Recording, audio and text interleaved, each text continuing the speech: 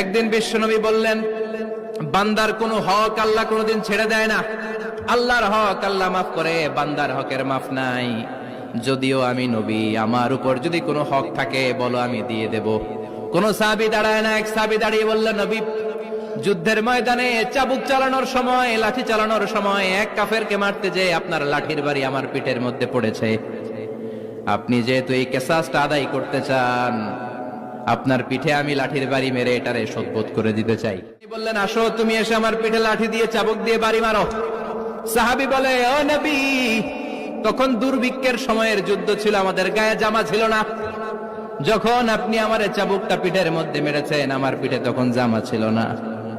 আপনি যদি যথা নিয়মে কিসাসটা আদায় করতে চান, আপনার জামাটা খুলেন, খালি পিঠের মধ্যে বাড়িটা মারিস। এবার ওমরে ফারুককে ধরে কে?